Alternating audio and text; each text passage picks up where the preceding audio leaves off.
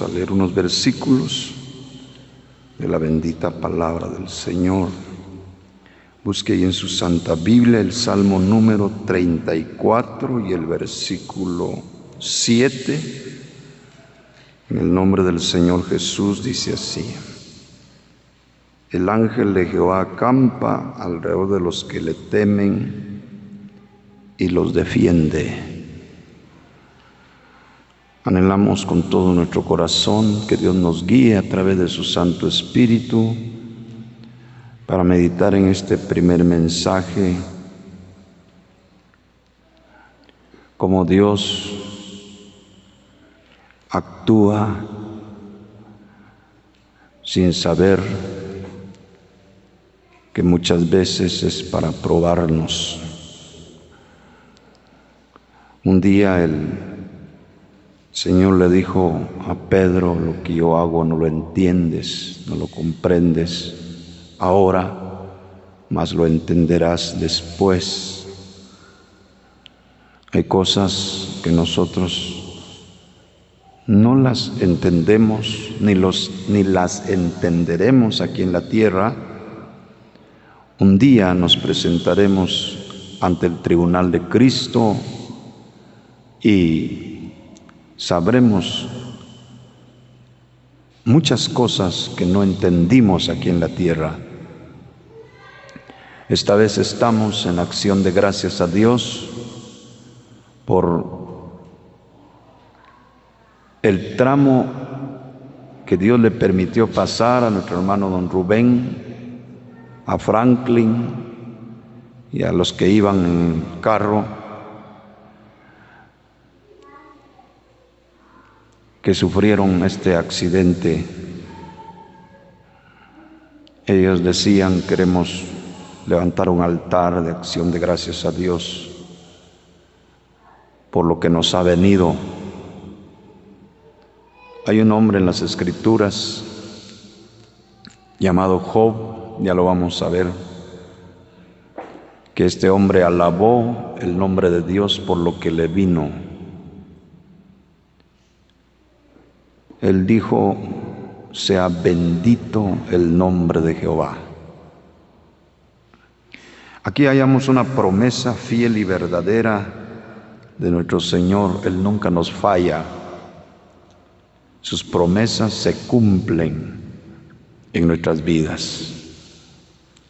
El ángel, dice, de Jehová acampa alrededor de los que le temen. Vale la pena llevar una vida temerosa delante de Dios y esforzarnos cada día. En primer lugar, podemos pensar que tal vez el enemigo quería causarle la muerte a estos hermanos, a esta familia. Pero el ángel de Jehová los libró de la muerte. El ángel de Jehová es el mismo Señor Jesucristo, que ha prometido estar con nosotros todos los días hasta el fin del mundo. Gracias a Dios por la vida que Dios les preservó a nuestros hermanos, y por eso hay gratitud en el corazón de ellos. Hay alabanzas para el Señor. El ángel de Jehová acampa alrededor de los que le temen y los defiende. Pero podríamos pensar: ¿por qué no los defendió Dios de este accidente? El ángel pudo hacer que no sucediera este accidente. En algunas ocasiones experimentamos la intervención divina de Dios en nuestras vidas. La hemos visto palpablemente. A veces era para que terminemos el carro, pero vemos la intervención divina de Dios. ¿Cuántos han visto esa intervención divina de Dios en su vida? Hace algunos días íbamos bajando en la bajada viniendo para acá, ya para llegar a Nahualá. cuando había unos carros ahí contra la roca, otro con las llantas para arriba, y era un tramo muy resbaloso, muy peligroso. Pero ahí se mira la intervención divina de Dios. Puedes ser un piloto profesional de años, de estar andando en las carreteras, pero si el ángel de Dios no interviene, nosotros no podemos defendernos. Él es el único que puede defendernos. Él es el único que puede abrirnos paso en esos tramos donde no sabemos qué hacer. Pero algunas veces Él permite, como permitió en la vida de nuestro hermano Franklin, los que iban con él, para que sufrieran este accidente. ¿Por qué el ángel no los libró? Ellos pueden registrar la vida, pueden decir, pero nos hemos esforzado para temer a Dios. Nos hemos esforzado para poder agradar a Dios. Hemos sacrificado nuestras vidas, hemos sacrificado nuestras fuerzas, hemos sacrificado nuestro dinero. ¿Por qué el ángel de Jehová no nos libró de ese accidente? Le decía, en primer lugar, podemos pensar, los libró de la muerte. En segundo lugar, podríamos pensar, ¿por qué no nos libró de ese accidente? Si Él podía. Oye, hermano, mire que dice Job capítulo 34 y versículo 36. ¿Por qué muchas veces Dios no nos libra de un tramo amargo, de una aflicción? ¿Por qué no nos libra? 34, 36 del libro de Job, 34, 36. Deseo yo que Job sea probado ampliamente, solamente ahí.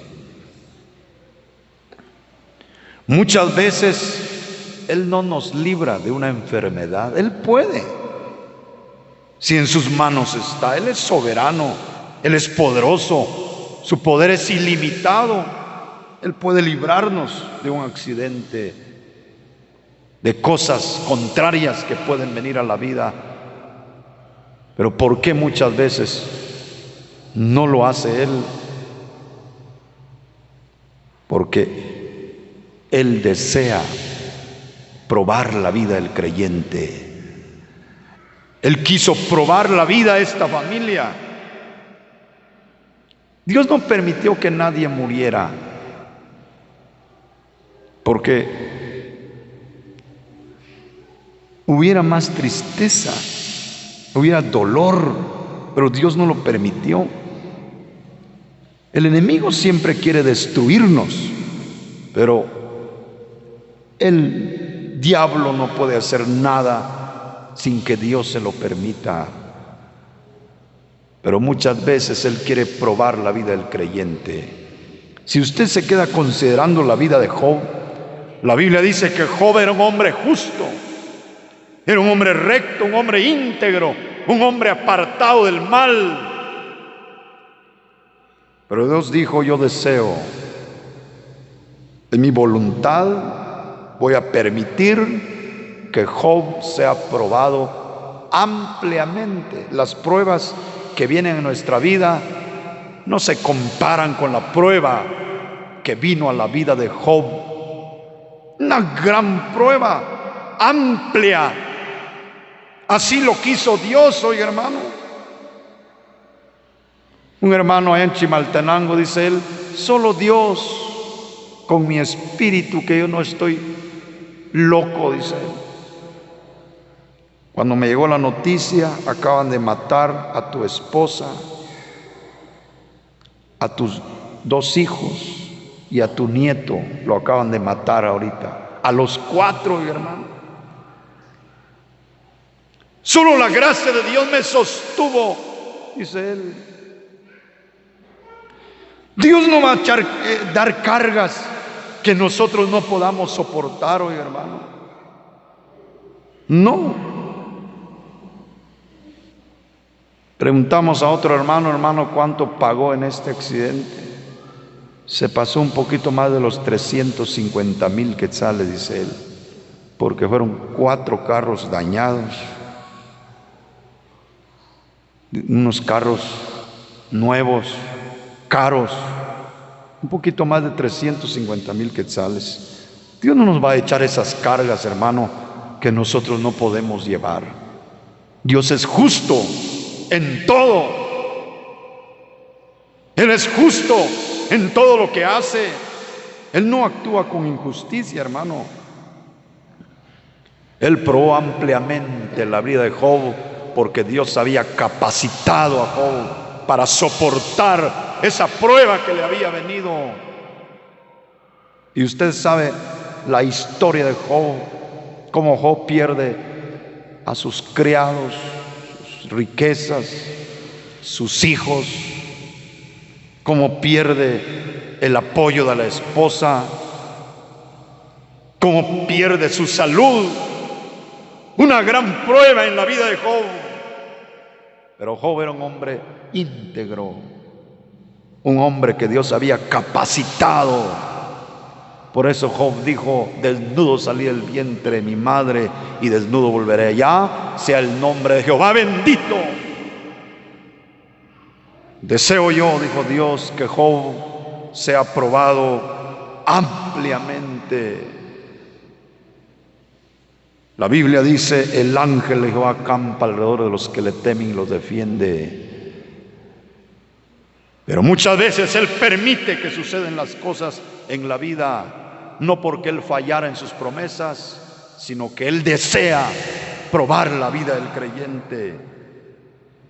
Unos creyentes están siendo probados ahorita, están entrando a la prueba, otros están saliendo como esta familia, otros están en plena prueba. Oye, hermano, pero es el deseo de Dios. Pero ¿por qué desea Dios probar la vida del creyente? ¿Por qué desea Dios probar la vida del creyente? Mire que dice en la primera carta de Pedro, capítulo 1. Primera carta de Pedro, capítulo 1, versículo, leamos el 7. Dice la palabra de esta manera. Primera de Pedro, capítulo 1, versículo 7. Para que, sometida a prueba vuestra fe, mucho más preciosa que el oro, el cual, aunque perecedero es el oro, se prueba con fuego.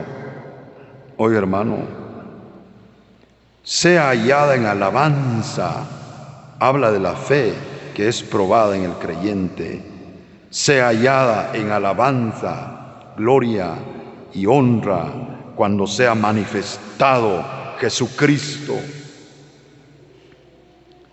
¿Por qué Él permite que vengan las aflicciones en la vida de los creyentes? ¿Por qué Él quiere probar la vida de los creyentes? Dice la palabra que Él desea que los creyentes muchas veces seamos probados. ¿Cuál es el propósito? Para que sometida, dice, para que sometida a prueba nuestra fe sea probada, así como el oro. El oro tiene que ser metido en un horno para que el oro pueda salir brillante. Oye, hermano, así es la vida del creyente. Dios permite las pruebas en la vida del creyente porque Él quiere que el creyente brille aún más y más. Si el oro sintiera, hermano, si el oro tuviera sentir cuando lo metieran al horno, diría: ¿por qué me están metiendo al horno? Es que quiero que brilles más. Por eso Dios permite a veces las aflicciones en la vida de los creyentes, porque Él quiere hacernos brillar más, para que sometida, dice, a prueba vuestra fe, aunque perecedero se prueba con fuego, sea hallada en alabanza y gloria cuando sea manifestado Jesucristo. Oiga, hermano, Dios tiene planes, Dios tiene propósitos en la vida de los creyentes. ¿Por qué no me libró el Señor? Él pudo haberme librado de esta prueba.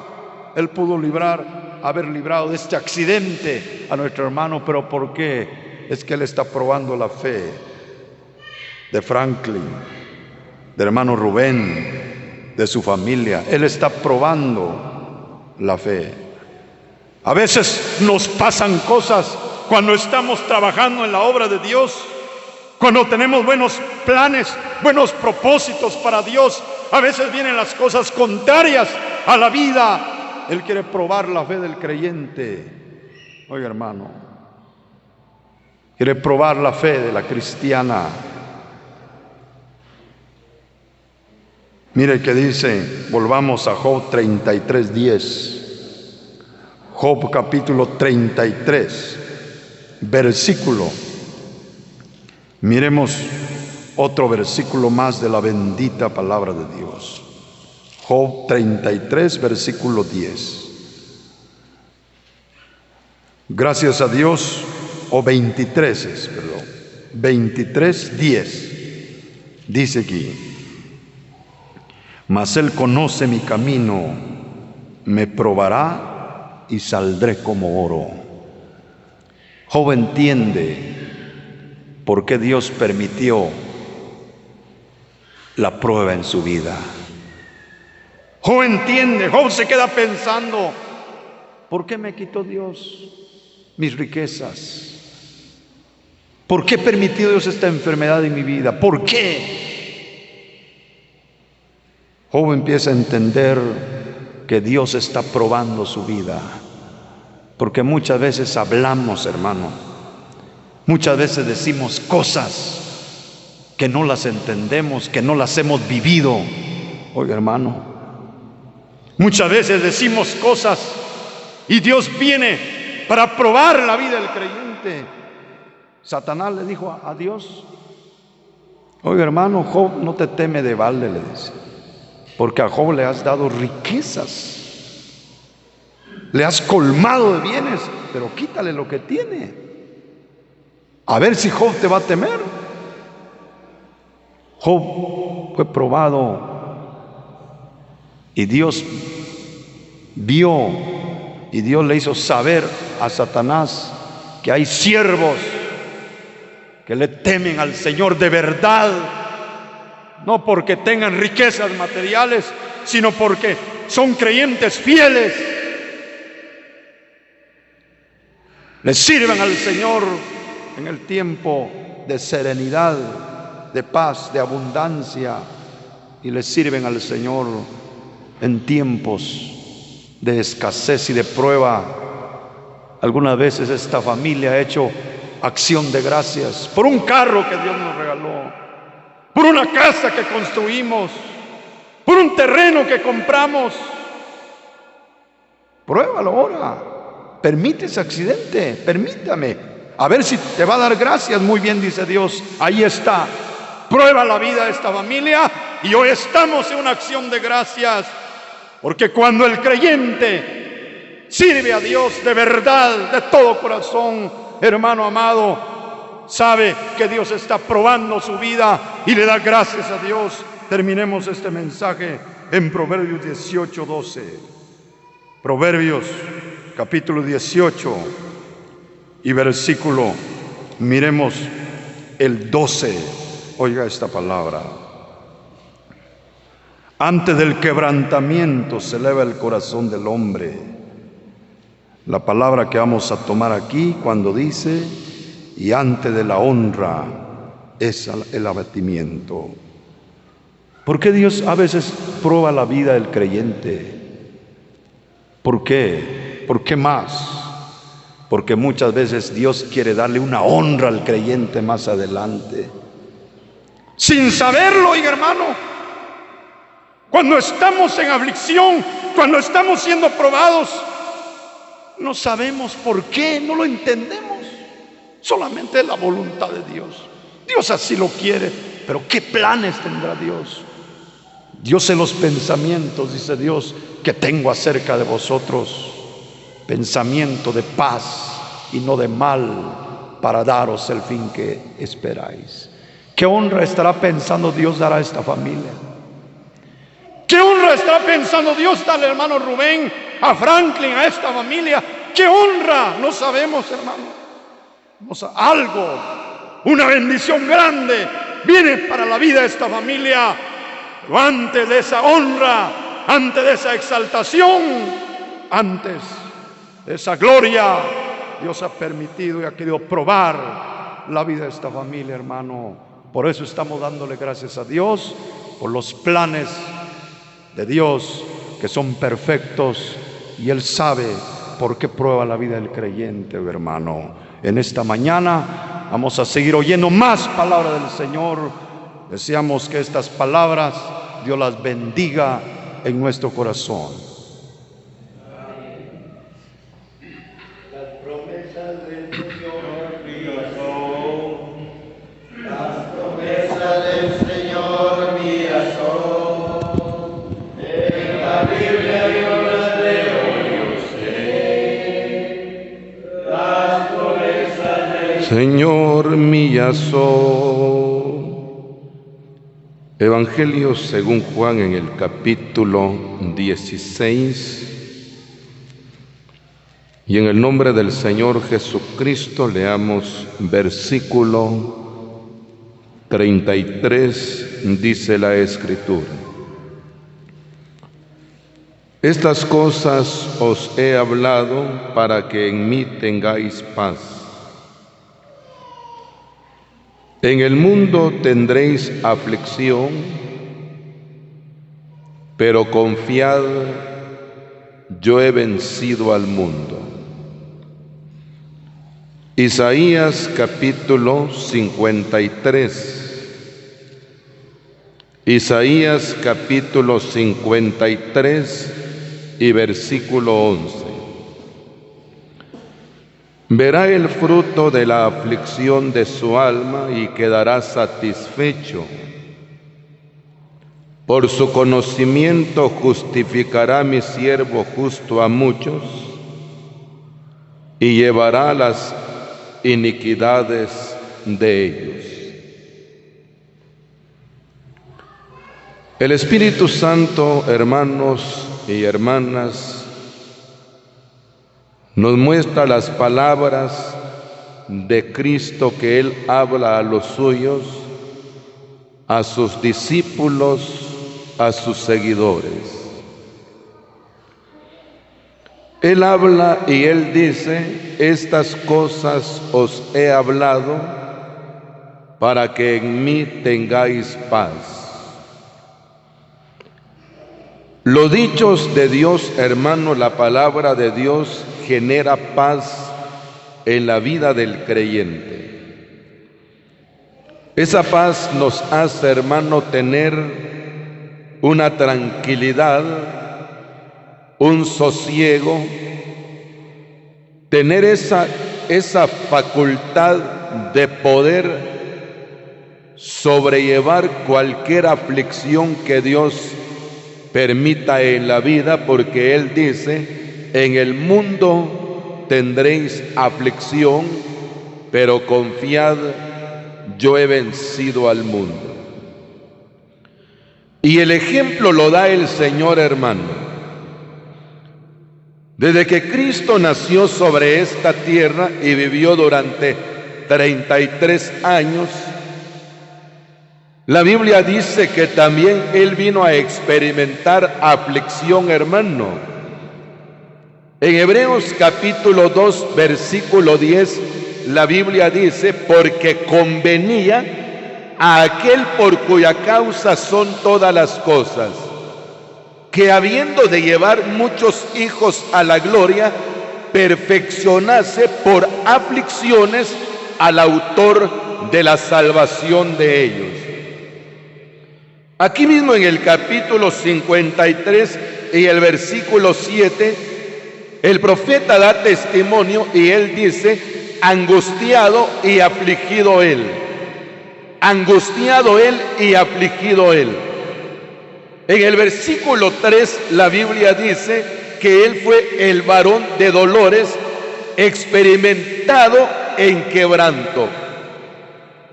Cristo, cuando él tomó forma de siervo, fue hecho semejante a los hombres. Él viene a experimentar aflicciones, hermano. Él vino a experimentar angustia. Él vino a experimentar dolor.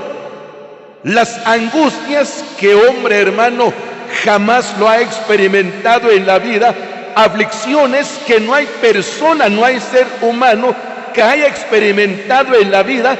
Dolores que nadie ha soportado en esta vida. Cristo lo vino a experimentar, hermano. Pero la Biblia dice: verá el fruto de la aflicción de su alma. Nosotros los creyentes, hermano, con el hecho de que somos hijos de Dios, somos los conciudadanos de la patria celestial, que seamos miembros de la familia de Dios, que seamos los hijos del Rey, hermano, no nos hace a nosotros inmunes a una aflicción o a un dolor que aquel se convirtió al Señor, aquella se convirtió a Cristo, y no habrá dolor, no habrá angustia, no habrá aflicción para él. La Biblia dice: en el mundo tendréis aflicción. Job dijo, hermano, como las chispas que se levantan por el viento. La Biblia dice que así el hombre nace para la aflicción. ¿Por qué Dios permite una aflicción en la vida del creyente, hermano? Estaba pensando anoche, hermano, en esta palabra. ¿Por qué Dios permite dolores en la vida del creyente? Usted escuchaba en el mensaje anterior, hermano. Hay hermanos que han consagrado su vida al Señor. Hay hermanos que realmente se han dedicado, han tenido una entrega total a su Señor. Tienen una santificación tremenda en la vida, hermano. Una santificación tremenda en la vida. Que un rango de contaminación ya van al Señor para pedirle perdón, porque conscientemente el creyente, hermano, de cualquier manera ofende a Dios. Y cada momento el creyente, cuando es consciente que le falló a Dios, hay creyentes, hermano, que no dejan pasar por alto eso y van al Señor a pedirle perdón. Creyentes consagrados totalmente a su Señor, hermano. Pero ¿por qué Dios permite una aflicción en la vida del cristiano? Yo estaba pensando anoche, hermano, Dios no nos aflige, hermano, para darnos una casa. Dios no nos aflige, hermano, para darnos un carro. Dios no nos va a afligir para darnos un terreno, no, hermano. Me llama la atención esta parte que dice: verá el fruto de la aflicción de su alma. Quiero mostrarle en este mensaje el fruto de la aflicción en la vida de un creyente, hermano. ¿Cuál es el resultado de una aflicción en la vida del cristiano? ¿Cuál es el fruto de una aflicción en la vida de un creyente? ¿Por qué Dios permite las aflicciones en la vida? Nuestros hermanos le dan gracias a Dios. Nuestro hermano Rubén, toda su familia, su hijo, nuestro hermano Franklin, su esposa, le dan gracias a Dios, hermano, porque Dios permite un accidente donde se terminan los vehículos, hermano, y Dios los libra de la muerte, y más al pequeño Caleb, hermano. Contaba el hermano, miramos al niño, hermano, que no había esperanza de vida en él. Tantos días estuvo en el intensivo, hermano, Lo dábamos por perdido a Caleb, que Caleb no va a soportar el accidente y los golpes que sufre el niño. Hay una esperanza perdida, pero Dios los ha rescatado del Seol, del sepulcro, del lugar de los muertos, y ahí están en vida, hermano. Pero el proceso que ellos experimentaron causó dolor, desesperación en la vida, hermano, una angustia, una aflicción. Tal vez, hermano, ya no se piensa cómo recuperar el carro, hermano. Ya no se piensa dónde traer el dinero para los medicamentos. Solamente se piensa en la salud, en la vida de aquel que está a punto de perder la vida. Es un dolor, una aflicción en la vida, hermano. Pero si Dios permite una aflicción en la vida, la Biblia dice, verá el fruto de la aflicción de su alma. El fruto de la aflicción de Cristo somos nosotros, la iglesia, hermano. Pero ¿cuál será el resultado de la aflicción de la vida de un creyente? ¿Por qué Dios aflige a esta familia, hermano? ¿Por qué Dios permite esta prueba en la vida de esta familia? ¿Por qué Dios permite este dolor en la vida de esta familia? Ha pasado el tiempo de dolor, de angustia, pero ¿por qué permite Dios la aflicción? La Biblia dice, tiene que haber un resultado, tiene que haber un fruto. Y comencemos a mirar. Leamos lo que dice la Escritura. Oigamos lo que dice aquí la palabra. Romanos, en el capítulo 5, y versículo es el versículo 3, dice así la palabra. Y no solo esto, sino que también nos gloriamos en las tribulaciones, sabiendo. Oiga, ¿qué debemos de saber en una aflicción, hermano? ¿Qué es lo que debemos de entender en una aflicción? ¿Qué es lo que debemos de comprender en una aflicción, en una prueba? Sabiendo, dice la palabra, sabiendo, la Escritura dice que la tribulación produce paciencia, dice la Escritura.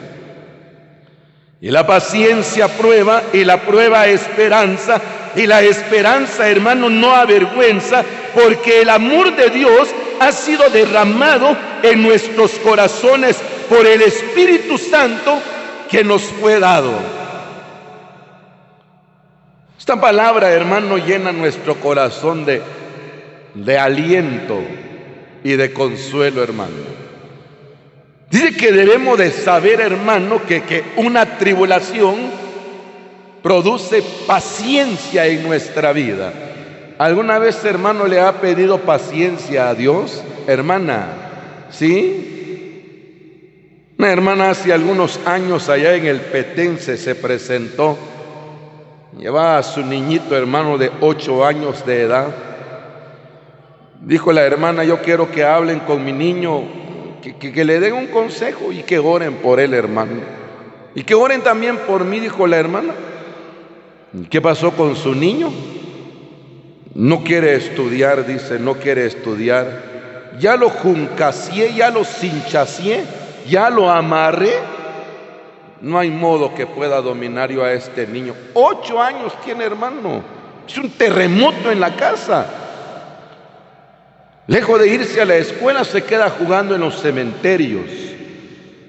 Cuando viene, yo lo trato de amarrar, asegurarlo bien.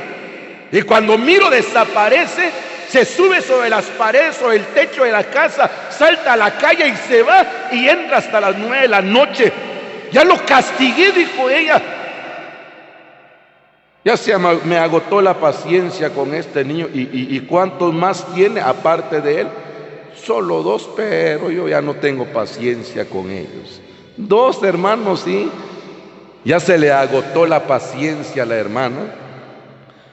¿Alguna vez le ha faltado paciencia, hermano, en la familia, en el negocio, en el trabajo. Hermana, ¿alguna vez usted le ha pedido paciencia a Dios? La paciencia, hermano, es la virtud que hace soportar al hombre, hermano, los problemas, las dificultades, las tribulaciones que vienen a la vida, hermano y hermana. Hay esa virtud que nos da la capacidad de soportar y esperar la salida de Dios sin culpar a nadie, hermano, sin buscar culpables. El creyente, hermano, espera en silencio en la misericordia de Dios, y la Biblia dice que cuando la